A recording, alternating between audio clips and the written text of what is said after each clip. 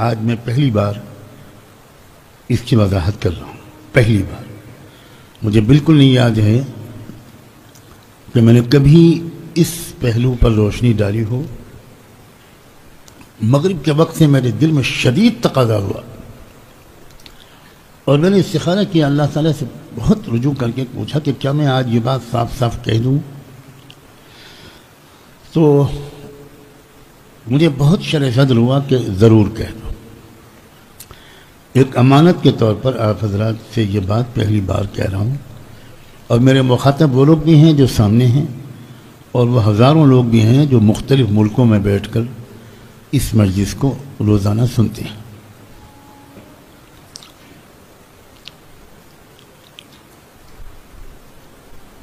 میں حجر اسود پر ہاتھ رکھ کر, خانہ کعبہ کا پردہ پکڑ کر یہ قسم کھانے کو تیار ہوں کہ دنیا میں بہت بڑی تبدیلی کا وقت قریب ہے. بہت بڑے انقلاب کا وقت قریب ہے. انسانی تاریخ میں کبھی بھی عدل و انصاف اور خیر کا اتنا غلبہ کبھی نہیں ہوا جتنا چند سال کے بعد ہونے والا ہے. میرے جملے کو یاد رکھیے. پوری انسانی تاریخ میں, پوری دنیا کی سطح پر امن و انصاف اور خیر کا غلبہ کبھی نہیں ہوا جو اب چند سال کے بعد ہونے والا ہے. اور اس سے پہلے لاکھوں کروڑوں مسلموں کو مسترد کر کے اللہ کافروں اور دجال کی فوج میں بھیجنے والے ہیں. یہ بھی سن لیجیے. زبردست چھٹائی ہونے والی ہے, اور اس چھٹائی کے بعد وہ خیر کا غلبہ ہوگا جب خالص پکے مومن دنیا میں رہ جائیں گے, اور وہ ہو سکتا ہے چند فیصد ہو. احادیث میں بھی اس کا اشارہ ملتا ہے کہ وہ چند فیصد سے زیادہ نہیں ہوگا.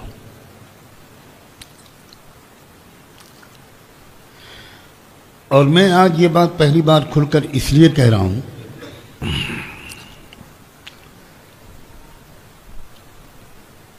اس امید پر کہہ رہا ہوں, اللہ اس امید کی لاج رکھ لے, اور ان علماء کی گواہی کی بنیاد پر کہہ رہا ہوں جن کے علم و تقوی پر الحمدللہ مجھ کو پورا اعتماد ہے.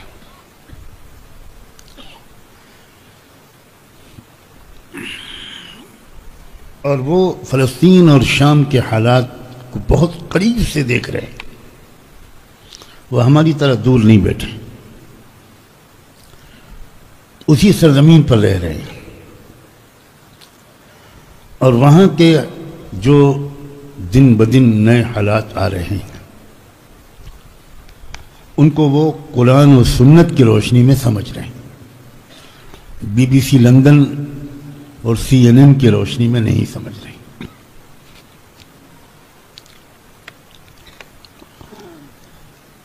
اور وہ بتا رہے ہیں الحمدللہ اس عاجز کا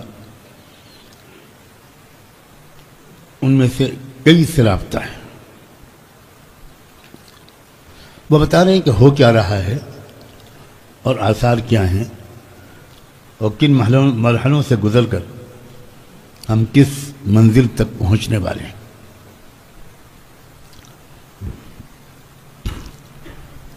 بہت سی حدیث میرے سامنے ہیں اس وقت, لیکن میں ایک حدیث صرف پیش کرتا ہوں. بہت سی حدیثیں ہیں الحمدللہ.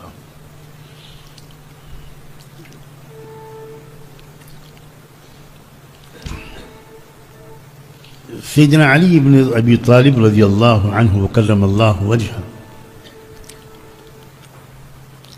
وہ فرماتے ہیں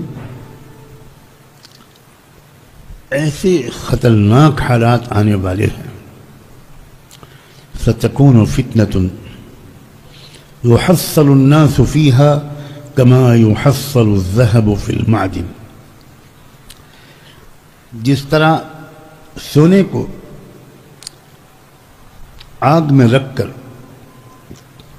تپایا جاتا ہے، سارا میل کچیل اور ملاوٹ جو کچھ اس کے اندر ہے اس کو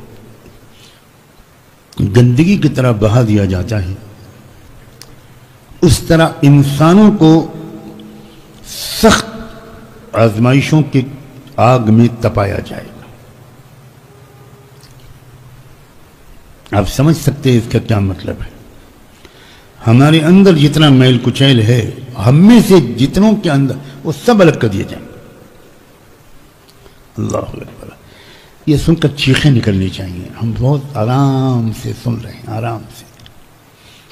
صحابہ چیختے تھے، چلاتے تھے یہ اس قسم کے احادیث سن کر، بہت واقعات، بے ہوش ہو جاتے تھے، اور روایت کرنے والے صحابی کے پیچھے پیچھے گھر جاتے تھے۔ یہ بھی ایک روایت میں اس کا دامن پکڑ کے کہتے تھے، میں تو ان لوگوں میں تو نہیں ہوں گا نا، کچھ آپ بتا سکتے ہیں جن کو پھینک دیا جائے گا؟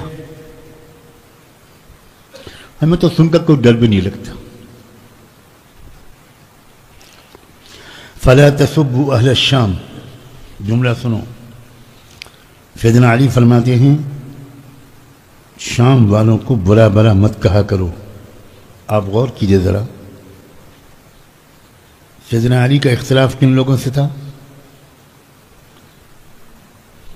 شام والوں سے۔ اور لوگوں نے کیا فسانے گڑے ہیں سیدنا علی اور سیدنا معاویہ کے اختلاف کے، اور کیا بکواس جھوٹ بکا ہے۔ اور سیدنا علی کیا کہہ رہے ہیں؟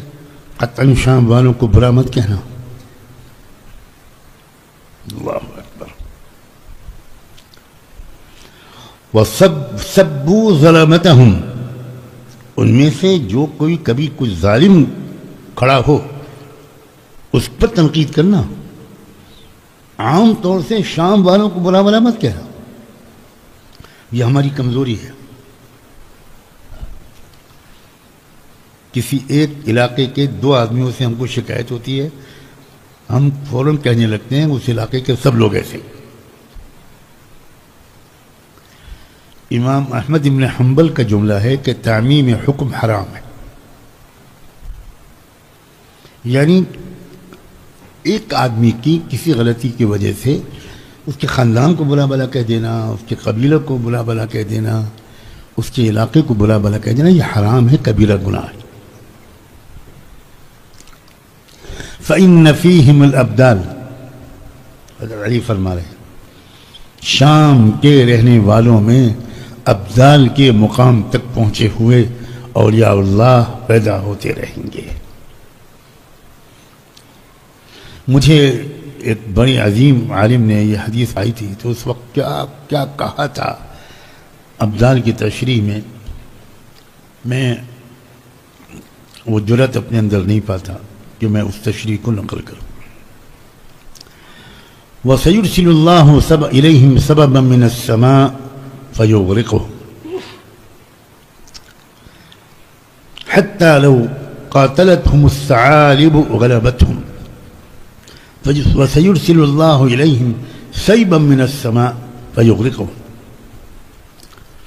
اور ایسے عجیب قسم کے فتنے، آزمائشیں، عذاب، سزائیں آئیں گی کہ اللہ کی برا۔ یہ بھی ہوگا ملک شام میں، اور لوگ اس قدر کمزور پڑ جائیں گے کہ لومڑیاں بھی اگر حملہ کر دیں گی تو وہ مقابلہ نہیں کر پائیں۔ ثم يبعث الله عند ذلك رجلا من عترة الرسول صلى الله عليه وآله وسلم في 12,000 إن قلوا و15,000 إن كثروا۔ پھر اللہ تعالیٰ رحمت دو عالم صلی اللہ علیہ وسلم کی اولاد میں سے، ان کی نسل میں سے ایک شخص کو کھڑا کرے گا، اور ان کے ساتھ 12 یا 15,000 لوگ ہوں گے بس۔ امارتهم او علامتهم امد على 3 رايات، جب کوئی فوج اپنی کارروائی کرتی ہے تو اس میں ایک کوڈ ورڈ طے ہوتا ہے کہ آپس میں ایک دوسرے کو پہچاننے کے لیے کوئی ایک آدھ کوڈ ورڈ طے ہوتا ہے. تو وہ جو لوگ ہوں گے 12 یا 15,000 ان کے درمیان کا کوڈ ورڈ جو ہوگا وہ امت ہوگا. میں بار بار عرض کر رہا ہوں کہ امت کی جامع تربیت کی ضرورت ہے. ہمارے یہاں جامع تربیت کا کوئی تصور نہیں، کوئی تصور، کچھ نہیں. اس پر میں جتنا دکھی ہوں، میرے دکھ کو سمجھنے والا بھی آج تک مجھے نہیں ملا، بالکل نہیں. راز کو راز رکھنا، ایک اجتماعی ڈسپلن کے ساتھ کام کرنا، کسی قائد کی قیادت میں کام کرنا، اس کی کوئی تربیت ہوئی ہے ہماری؟ کیوں بھائی؟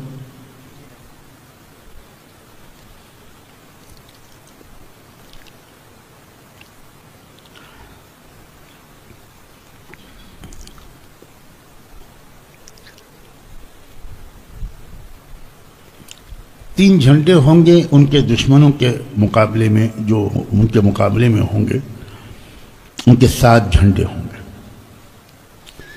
کیا تفصیلات اس دور میں منطبق ہو رہی ہیں میں نہیں بتاؤں گا، جو فیس دے گا اس کو بتاؤں گا. شہادت یہ ہے فیس. بیگم سے پوچھ کے آیا، مت ڈرے گی. اور کل کو خانقاہ سے واپس بلا لے گی. ہاں یہ امید ہے. تم مکاری کر سکتے ہو، وہ بہت اچھی ہے. اللہ، میں مذاق نہیں کر رہا ہوں. کاش ہمارے اندر جذبہ پیدا ہو. لیس من صاحب رایۃ الا وهو یطمع بالملک. یہ جو 7 گروپ ہوں گے مخالف، ان کا مطمع نظر صرف حکومت پر قبضہ کرنا ہو. ان کے سامنے کوئی اصلاحی منصوبہ، عدل و انصاف کا قیام، غربت اور جہالت سے لوگوں کو نکالنا، یہ سب کچھ نہیں ہو. ان کو کرسی چاہیے. فَيَقْتَتِلُونَ وَيُهْزَمُونَ. اور شروع میں شکست ہوگی. ثم يظهر الہاشمی. پھر اللہ تعالیٰ خاندان نبوت کا ایک فرد کو کھڑا کرے گا. فَيَرُدُّ اللَّهُ إِلَى النَّاسِ إِلْفَتَهُمْ وَنِعْمَتَهُمْ. اور اس کے ذریعے اللہ تعالیٰ لوگوں کو خوشحال کر دے گا، پرسکون کرتا ہوں وَنِعْمَتَهُمْ. فَيَكُونُونَ عَلَى ذَلِكَ. پھر وہ اسی طرح کی زندگی گزار رہے ہوں گے یہاں تک کہ وہ وقت آئے گا جب دجال نکل آئے گا. اس حدیث کو حاکم نے مستدرک میں روایت کیا ہے اور یہ کہا ہے کہ ھذا حدیث صحیح الاسناد. بہت سی حدیث ہیں، بہت سی حدیث ہیں اس موضوع پر. میں اس لیے یہ باتیں آج کل بہت بیان کر رہا ہوں، اللہ عالم بالصواب.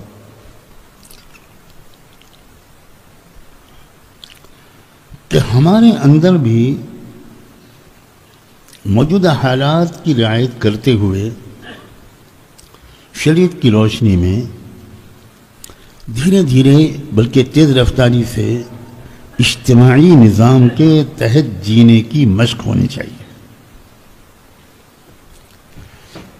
یہ مشق نہیں ہوگی تو ہم قافلے سے بہت پیچھے رہ جائیں گے. ملک شام کے موجودہ حالات نے یہ بالکل بتا دیا ہے کہ اب بہت جلدی دنیا کا نظام بدلنے والا ہے. ہمارے ملک میں اس کا کوئی تذکرہ میرے علم کے مطابق نہیں ہو رہا ہے.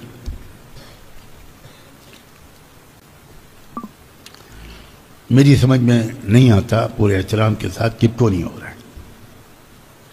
اس لیے ہمارے ملک کے مسلمان 100% بے خبر ہیں.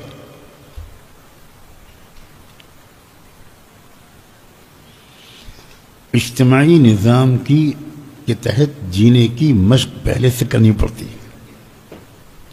دھیرے دھیرے وہ مزاج بنتا ہے کہ ہم اجتماعیت کے ساتھ، سمع و طاعت کے ساتھ، ڈسپلن کے ساتھ رہیں، ورنہ بالکل انفرادی دینداری ہے ہماری.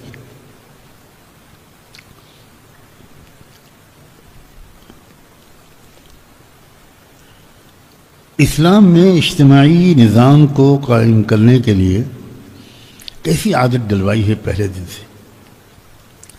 نماز بھی اجتماعی ہے، زکوٰۃ بھی اجتماعی ہے، اور یوں کہنا چاہیے کہ اجتماعی تھی. ہم لوگوں نے زکوٰۃ کو اجتماعی نہیں رکھا، اس کو انفرادی بنا دیا. روزے تراویح بھی اجتماعی. آپ غور کریں، ایک مہینے میں پوری امت مسلمہ ایک ساتھ روزہ رکھتی، ایک اجتماعیت پیدا ہو جاتی ہے اس انفرادی عمل میں بھی.